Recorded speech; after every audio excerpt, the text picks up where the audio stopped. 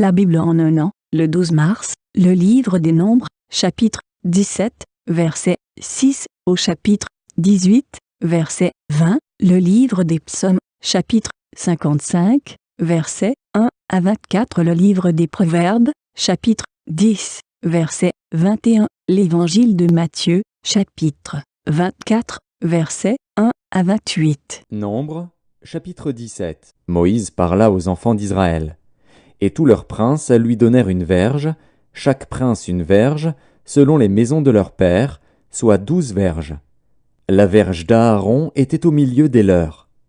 Moïse déposa les verges devant l'Éternel, dans la tente du témoignage. Le lendemain, lorsque Moïse entra dans la tente du témoignage, voici, la verge d'Aaron, pour la maison de Lévi, avait fleuri. Elle avait poussé des boutons, produit des fleurs, et mûri des amandes. Moïse ôta de devant l'Éternel toutes les verges, et les porta à tous les enfants d'Israël, afin qu'ils les vissent et qu'ils prissent chacun leur verge.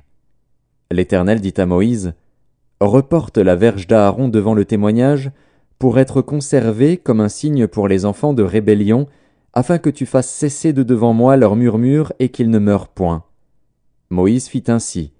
Il se conforma à l'ordre que l'Éternel lui avait donné. Les enfants d'Israël dirent à Moïse, « Voici, nous expirons, nous périssons tous. Quiconque s'approche du tabernacle de l'Éternel meurt. Nous faudra-t-il tous expirer ?» Nombres, chapitre 18. L'Éternel dit à Aaron, « Toi et tes fils, et la maison de ton père avec toi, vous porterez la peine des iniquités commises dans le sanctuaire. Toi et tes fils avec toi, vous porterez la peine des iniquités commises dans l'exercice de votre sacerdoce.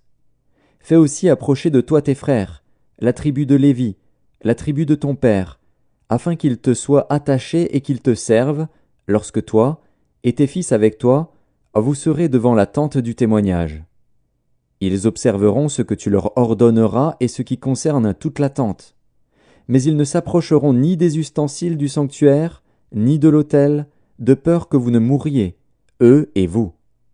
Ils te seront attachés, et ils observeront ce qui concerne la tente d'assignation pour tout le service de la tente. Aucun étranger n'approchera de vous. Vous observerez ce qui concerne le sanctuaire et l'autel, afin qu'il n'y ait plus de colère contre les enfants d'Israël. Voici, j'ai pris vos frères les Lévites du milieu des enfants d'Israël. Donnez à l'Éternel. Ils vous sont remis en don pour faire le service de la tente d'assignation. Toi, et tes fils avec toi, vous observerez les fonctions de votre sacerdoce pour tout ce qui concerne l'autel et pour ce qui est en dedans du voile. C'est le service que vous ferez. Je vous accorde en pur don l'exercice du sacerdoce. L'étranger qui approchera sera mis à mort. L'Éternel dit à Aaron, « Voici, de toutes les choses que consacrent les enfants d'Israël, je te donne celles qui me sont offertes par élévation. Je te les donne, à toi et à tes fils, comme droit d'onction, par une loi perpétuelle. Voici ce qui t'appartiendra parmi les choses très saintes qui ne sont pas consumées par le feu, toutes leurs offrandes, tous leurs dons, tous leurs sacrifices d'expiation et tous les sacrifices de culpabilité qu'ils m'offriront. Ces choses très saintes seront pour toi et pour tes fils.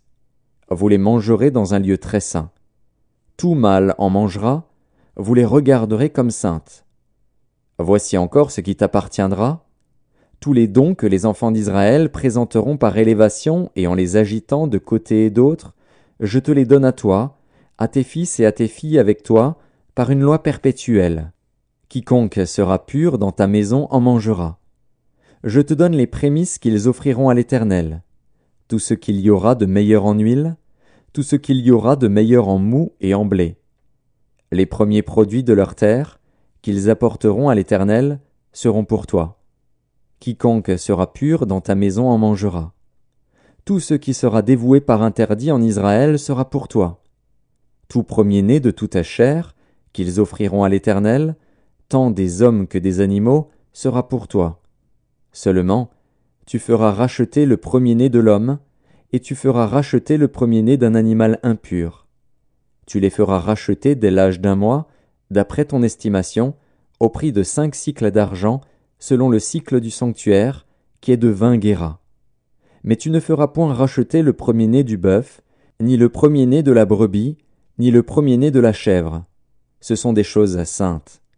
Tu répandras leur sang sur l'autel, et tu brûleras leur graisse. Ce sera un sacrifice consumé par le feu, d'une agréable odeur à l'Éternel. Leur chair sera pour toi, comme la poitrine qu'on agite de côté et d'autre, et comme l'épaule droite. Je te donne, à toi, à tes fils et à tes filles avec toi, par une loi perpétuelle, toutes les offrandes saintes que les enfants d'Israël présenteront à l'Éternel par élévation. C'est une alliance inviolable et à perpétuité devant l'Éternel, pour toi et pour ta postérité avec toi. L'Éternel dit à Aaron, « Tu ne posséderas rien dans leur pays, et il n'y aura point de part pour toi au milieu d'eux. C'est moi qui suis ta part et ta possession, au milieu des enfants d'Israël. » Psaume 55, au chef des chantres, avec instruments à cordes, cantique de David. Ô Dieu, prête l'oreille à ma prière, et ne te dérobe pas à mes supplications. Écoute-moi et réponds-moi. J'erre çà et là dans mon chagrin et je m'agite, à cause de la voix de l'ennemi et de l'oppression du méchant. Car ils font tomber sur moi le malheur, et me poursuivent avec colère. Mon cœur tremble au-dedans de moi, et les terreurs de la mort me surprennent. La crainte et l'épouvante m'assaillent, et le frisson m'enveloppe. Je dis, oh, si j'avais les ailes de la colombe, je m'envolerais, et je trouverais le repos. Voici, je fuirai bien loin, j'irai séjourner au désert. Je m'échapperai en toute hâte, plus rapide que le vent impétueux, que la tempête. Réduis à néant, Seigneur, divise leur langue, car je vois dans la ville la violence et les querelles. Elles en font jour et nuit le tour sur les murs. L'iniquité et la malice sont dans son sein. La méchanceté est au milieu d'elles, et la fraude et la tromperie ne quittent point ses places. Ce n'est pas un ennemi qui m'outrage, je le supporterai. Ce n'est pas mon adversaire qui s'élève contre moi, je me cacherai devant lui. C'est toi que j'estimais mon égal, toi mon confident et mon ami. Ensemble nous vivions dans une douce intimité, nous allions avec la foule à la maison de Dieu. Que la mort les surprenne, qu'ils descendent vivants au séjour des morts, car la méchanceté est dans leur demeure au milieu d'eux. Et moi je crie à Dieu, et l'Éternel me sauvera. Le soir, le matin et à midi, je soupire et je gémis, et il entendra ma voix. Il me délivrera de leur approche et me rendra la paix, car ils sont nombreux contre moi. Dieu entendra et les humiliera. Lui qui, de toute éternité, est assis sur son trône, car il n'y a point en eux de changement, et ils ne craignent point Dieu.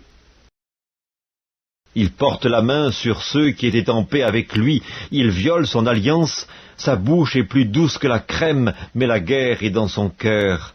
Ses paroles sont plus onctueuses que l'huile, mais ce sont des épées nues. Remets ton sort à l'Éternel, et il te soutiendra. Il ne laissera jamais chanceler le juste. Et toi, ô Dieu, tu les feras descendre au fond de la fosse. Les hommes de sang et de fraude n'atteindront pas la moitié de leur jour. C'est en toi que je me confie. Livre des Proverbes, chapitre 10. Les lèvres du juste dirigent beaucoup d'hommes, et les insensés meurent par défaut de raison. Matthieu, chapitre 24. Comme Jésus s'en allait au sortir du temple, ses disciples s'approchèrent pour lui en faire remarquer les constructions. Mais il leur dit, « Voyez-vous tout cela? Je vous le dis en vérité, il ne restera pas ici pierre sur pierre qui ne soit renversée. » Il s'assit sur la montagne des Oliviers, et les disciples vinrent en particulier lui faire cette question. « Dis-nous quand cela arrivera-t-il, et quel sera le signe de ton avènement et de la fin du monde ?» Jésus leur répondit, « Prenez garde que personne ne vous séduise, car plusieurs viendront sous mon nom, disant, « C'est moi qui suis le Christ », et ils séduiront beaucoup de gens. Vous entendrez parler de guerre et de bruit de guerre, gardez-vous d'être troublés, car il faut que ces choses arrivent, mais ce ne sera pas encore la fin. Une nation s'élèvera contre une nation, et un royaume contre un royaume, et il y aura en divers lieux des famines et des tremblements de terre. Tout cela ne sera que le commencement des douleurs. Alors, on vous livrera au tourment, et l'on vous fera mourir, et vous serez haïs de toutes les nations à cause de mon nom. Alors, aussi, plusieurs succomberont, et ils se trahiront, se haïront les uns les autres. Plusieurs faux prophètes s'élèveront, et ils séduiront beaucoup de gens. Et, parce que l'iniquité se sera accrue, la charité du plus grand nombre se refroidira. Mais celui qui persévérera jusqu'à la fin sera sauvé. Cette bonne nouvelle du royaume sera prêchée dans le monde entier pour servir de témoignage à toutes les nations. Alors viendra la fin. C'est pourquoi, lorsque vous verrez l'abomination de la désolation dont a parlé le prophète Daniel établie en lieu saint, que celui qui lit fasse attention, alors que ceux qui seront en Judée fuient dans les montagnes, que celui qui sera sur le toit ne descende pas pour prendre ce qui est dans sa maison, et que celui qui sera dans les champs ne retourne pas en arrière pour prendre son manteau. Malheur aux femmes qui seront enceintes, et à celles qui allaiteront en ces jours-là. Priez pour que votre fuite n'arrive pas en hiver, ni un jour de Shabbat, car alors la détresse sera si grande qu'il n'y en a point eu de pareil depuis le commencement du monde jusqu'à présent, et qu'il n'y en aura jamais. Et, si ces jours n'étaient abrégés, personne ne serait sauvé. Mais, à cause des élus, ces jours seront abrégés. Si quelqu'un vous dit alors, le Christ est ici, ou il est là, ne le croyez pas. Car il s'élèvera de faux Christ et de faux prophètes. Ils feront de grands prodiges et des miracles, au point de séduire, s'il était possible, même les élus. Voici, je vous l'ai annoncé d'avance. Si donc on vous dit, voici, il est dans le désert, n'y allez pas. Voici, il est dans les chambres, ne le croyez pas. Car, comme l'éclair part de l'Orient et se montre jusqu'en Occident, ainsi sera l'avènement du Fils de l'homme. En quelque lieu que soit le cadavre, là s'assembleront les aigles.